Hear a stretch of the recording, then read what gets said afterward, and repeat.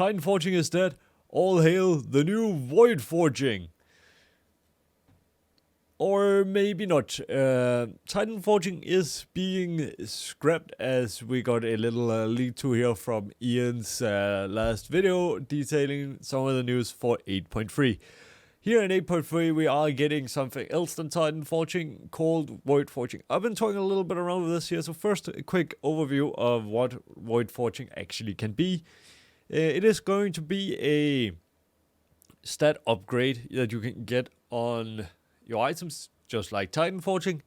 It's not going to affect the item level of the item itself, but it's just going to be a little bonus stat, kind of like the benthic armor pieces we had in Nashatar. What this comes with, though, is a drawback. First, here are some of the things it can give. It can give you X amount of extra haste, X amount of extra mastery, crit, versatility. It can make your health regeneration stay in combat. Maybe not the smartest thing. It can give you leech. It can give you increased healing from all sources. And your spells and ability have a chance to cast a Flash of Clarity, which will lower the cooldown of their spell next free spells used for a certain amount of time. And one of the more interesting things is X amount of extra crit damage. Yes, so how does 20% crit damage extra sound? Good, yes, maybe not in a bit once I tell you about some of those drawbacks. And reduces periodic damage taken from periodic effects, so reduces damage from dots, which could be really useful for many tanks. And these are the effects that the corrupted items will get, and then you also get corruption. So the more corrupted items you wear, you will get more corruption. And this ranges from a wide range. You'll also get like a bit of extra appearance changes once you put on more and more corruption items. Kind of like a little shadowy form look. I think it's really cool. There's just a little bit of a problem here. These drawbacks here give some effects. So some of these drawbacks effects are that you'll get grasping tendrils. That is the first drawback you'll get. At a certain brain point, you'll get more and more. Grasping tendrils is a slow chance on being hit that you will be slowed. Kind of like a dazed effect, but more working in raid encounters as well. Slow is increased by the amount of corruption you have. Corrupted zone is like a little pool of crap around you. It is also, again, size and damage from this is increased with the more corruption you have. Grand Delusions, it is a little thing that will chase you after being hit, targeted. And Creeping Death is basically a debuff that you'll have permanently that increases the damage you take and reduces the healing you take as well. And like, I don't really get the point of the last one. I guess that's more of a heartbreak. The first one you'll get at just when you get any corruption tendrils. Then you'll get the Void Zone after you reach 20 corruption, and you'll get Grand Delusions, which is a thing from beyond that will chase you and do damage to you. And it will grant more speed from the corruption stacks you have. You'll get that at 40, and at 60 you'll get the Creeping Death. And these are the effects. They are quite interesting. You can make some really, really interesting combos with these. I'll tell you more about here in a second. Alright, so here we are on the BFA PTR for 8.3. As you can see, I am a Vulpera. I thought it would be fitting. We have a lot of corrupted items on us. You can see up here we have all 4 debuff. We have a total of 111 corruption. And no, I'd think, okay, what do we get for so much corruption then? We get increased crit from all sources by 8%, and increased damage dealing with crit by a total of 20%. So I was playing around with this here, thinking, we could do some really, really nice damage with this here. A really cool build. To my knowledge, it does not look like the increased crit gain from all sources is functioning currently on the PTR, but that does not matter for what I'm about to show you. So I've been playing around with this here a bit. As you can see here, Creeping Death, we have quite a lot of this. Increases the damage we take by 61% and healing reduced by 61%. And Grand Delusions, we'll have that. They will come at us, and they will come at us pretty fast. We'll have the Corrupted Zone. Again, it grows larger with the more corruption we have. And we have the damage increased for Grasping Tendrils. So one thing I noticed with this much corruption, Grasping Tendrils is no longer as slow. It is a downright root. It will root me for 5 seconds when this procs. And it's a chance on taking damage. And many people might think, we could do a lot of damage here. But as I'll demonstrate here in a little bit, I didn't even bother getting the DPS meter on the thing. Although it could be a fun experiment to see how much damage we could do with such a setup here. With all this extra crit. And yeah. What I feel like they have done here is actually pretty genius. I'll show you here how it looks when we're starting finding this training dummy here. We're starting to build it. Let's put some bleeds up. Let's shoot some cooldowns as well. Why not? Let's have some fun.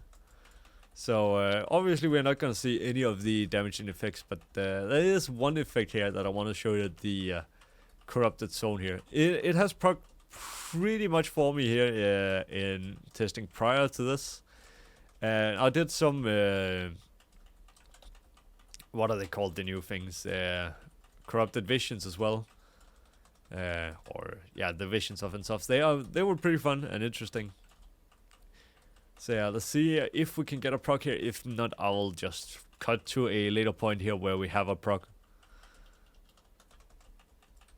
Oh, there we have a proc. And so here, I can barely make it out, and I walked a bit back and forth before I'm dead with this much corruption. It lasts like to about here, so a little bit. When you see like the smoky effect, that is still where it goes. So it took 2 minutes here for this proc. I have had some encounters where I had it like in 5 seconds and like about the finisher of a normal rogue's opener. So obviously running with this many corrupted items here will just simply not be doable. You'll end up killing yourself all the time, although it could be fun. So what this means here is that basically the corrupted items are not gonna be a thing that you'll be using all the time, or be using like a ton of here. Let me see, how many did we end up having? We had 1, 2, 3, 4, 5 corrupted items. It's something you'll be using 2 or 3 of. Because running with this many, it is simply just too many. Yet again, you can still stack some really cool combos. I really feel like this here manages to solve a problem that titanforging has created. Titanforging have been a really disruptor in the item level gear space compared to a player's skill level. I know a lot of people here will likely disagree. A lot of you will likely agree. That's the wonderful thing about opinions. And yeah, everyone has their own. And to one player base, it might be wonderful. To another player base, it might be absolutely horrid. And again, we are all different. So personally, I feel like this solves the problem of titanforging. Because let's say you are a relatively new player and you play a little bit, you do some LFR, get titanforging lottery luck all over the place, and whoopsie, now you're 455, have never set foot into a heroic raid. With the current Nashatar and a Shard raid being between 450 or 445 and 455 max. I really feel it really makes, okay, so item level stays the same, and it adds a cool thing to have. And it's not anything that you can keep farming. If you have 1 or 2 pieces, you won't need anything else. If you get another piece, you might want to hang on to this in case you get a better piece for the slot that you had another piece for. Or you want to go for a little bit more risky build on bosses that are not doing so much damage and you want to push for some cool locks. Then I could also I really feel like this opens up a lot of potential and a lot of thinking for a new cool build. The downside to this is, hey, once you have your good gear, then you have your good gear. Now you have like one effect. Maybe you want 1 or 2 effects to go with as a max. I think this will be a lot more interesting to see in the later stages. One thing that is also going to be really nice to see is to not like high-end raiders not being forced to grind Mystic Plus, grind the same content, repetitive content to just pray for some Titanforged pieces or pieces with sockets. Sockets, I assume, will still be a thing. Otherwise, that would be really sad, I feel like, for a lot of jewel crafters out there. But I really do think the corrupted items is a positive thing.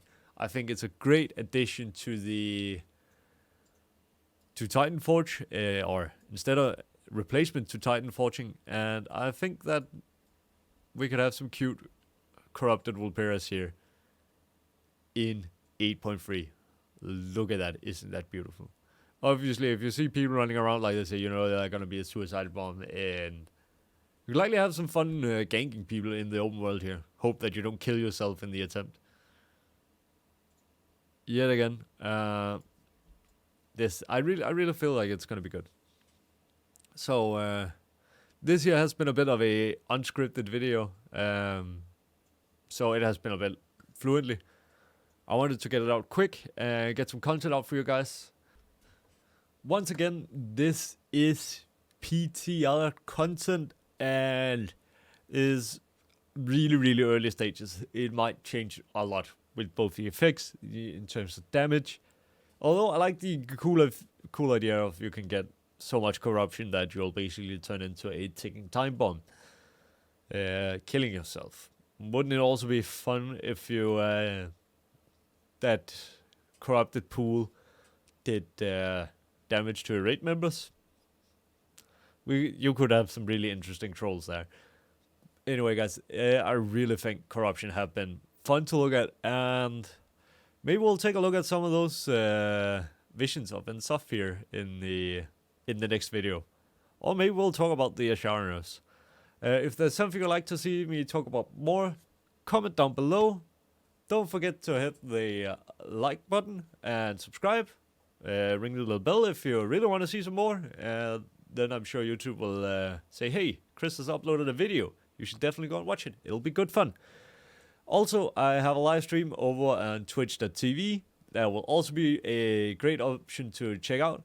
It's called twitch.tv/KillerChris. Here this Saturday, we'll do a marathon live stream where we'll help our awesome raiding community and doing a lot of ahead of the curve runs and fresh raiding, glory of the radar achievements. We do a lot of things over there. Definitely come check it out. We have recently hit a mark on our little patent pending curve counter. And we have hit 4,000 of that. It counts every person who have gotten ahead of the curve here in one of our friendly raids. That's only one rule. It has to be nice. And then item level, achievements, experience. You know what? We'll look past that and then we'll make sure we help each other and get through it. So if you would come and check that out, that would be amazing. Again, guys, thank you so much for watching, and I'll see you in the next one. Bye!